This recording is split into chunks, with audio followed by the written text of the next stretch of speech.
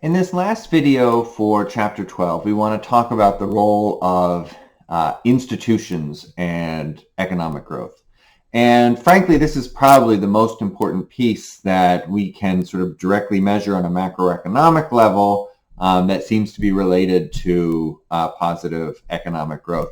But at the same time, institutions are a little bit fuzzy, right? It's hard to measure. It's not like measuring, the capital stock or the level of education.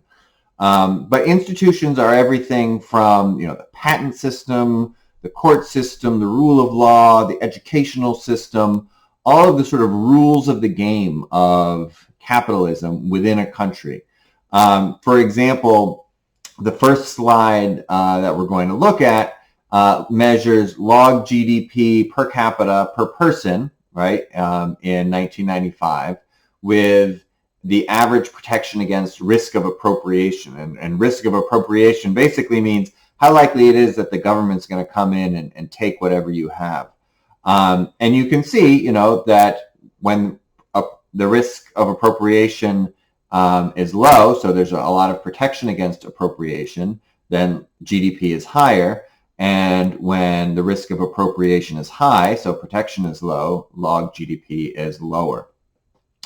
And, this is basically a sort of a measurement of property rights and the court system. And it's from a Darren Acemoglu paper. And Acemoglu and Robinson have a big book called sort of Why Nations Fail, which sort of goes into this in depth. I think this is really important, right? And so, if we can give advice to countries about what they need to do to grow in terms of economics, there would be a few things like education would be up there, right? Everybody needs to be able to read and do math. Infrastructure is up there. There need to be roads, trains, airports, electricity. There needs to be like really strong institutions. So there needs to be, protection from expropriation. There needs to be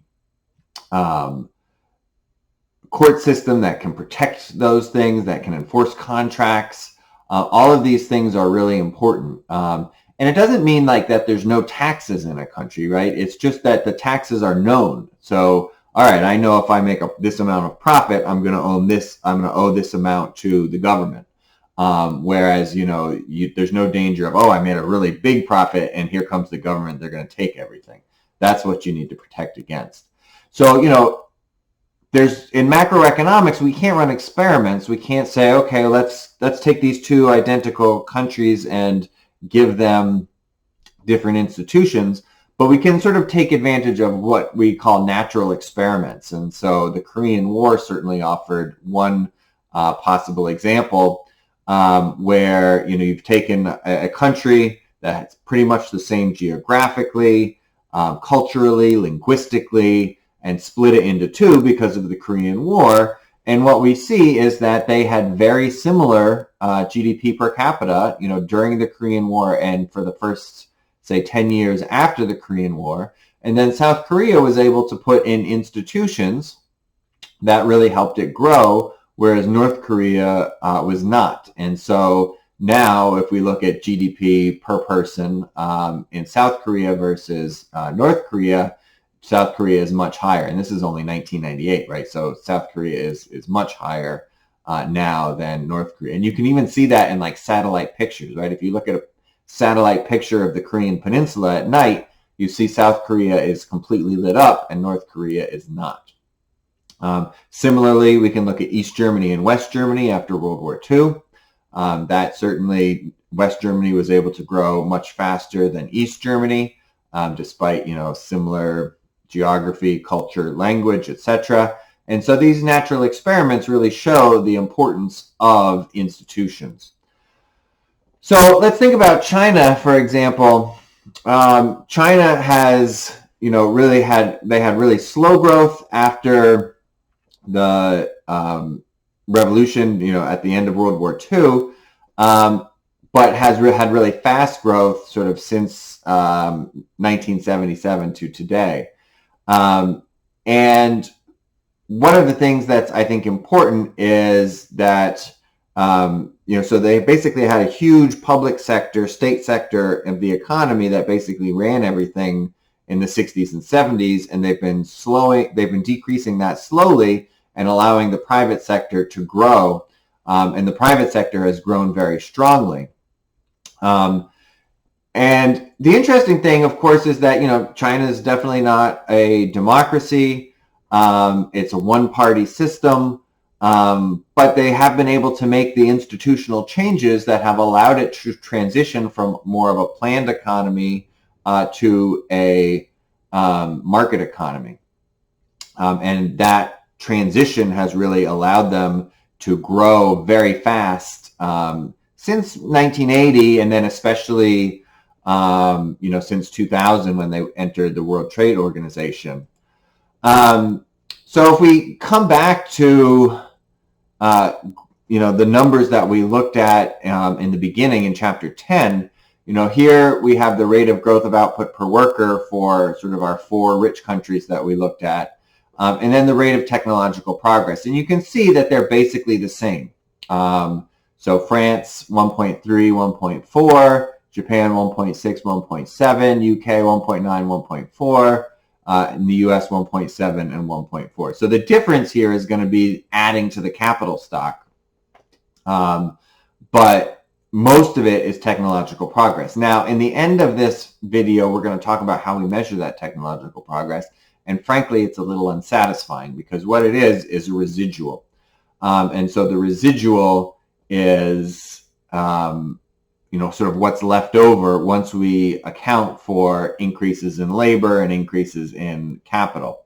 And so it's not super easy to interpret what that number is. If we look at growth in China, we see similar numbers, right? So 1978 to 1995, the estimate is output grew 10.1%. Growth of output per worker was 7.4%, and technological progress was 7.9%. In the more recent years, output has stayed growing at almost 10%, 9.8%. Growth of output per worker has been 8.8%, and the rate of technological progress has been 5.9%. The difference there being the increases in capital per worker. So they've been, their growth over the last 20 years has been fueled by investment spending, which has allowed the capital per worker to increase. But of course, they're also able to bring in the latest technology, and that's been part of their strategy in terms of foreign direct investment. And so that has allowed them to grow very quickly. So how do we measure technological progress? Well, the key is that we have an assumption here that we can decompose the change in output, so that's this delta Y, into the changes in the different inputs. And so we have, as long as labor is paid its marginal product, the real wage, and capital is paid its marginal product, then we can say whatever's left over is the growth in technological progress, right? And so this here, if we divided the whole thing by Y, the change in Y over Y, that's just the growth rate in Y. And the change in N over N, that's the growth rate in N. And then the wage, the real wage times N over Y is that share that goes to labor, right? That we had, it's this alpha that we had in the Cobb-Douglas production function. And so if we think about that, then the growth in output attributable to growth in both labor and capital would be Gn plus 1 minus alpha times Gk. Gk is the growth rate in capital. And so the Solo residual, so Solow is the first one who came up with this idea, is just measuring how much output grew minus how much labor grew plus 1 minus alpha times how much capital grew. And the Solo residual then is equal to alpha times Ga, and that allows us to measure Ga as long as we think we know what alpha is. Okay, I guess maybe. I think that this is kind of unsatisfying because you're basically saying, all right, well, whatever's left, that must be technology. And hey, look, that seems to be the main driver of growth. So a little unsatisfying, but that's what we have currently. So just keep in mind that when you see those measures like we just looked at for France and the US and China, that you're looking at a residual. You're looking at whatever's left over once we account for growth and labor and capital.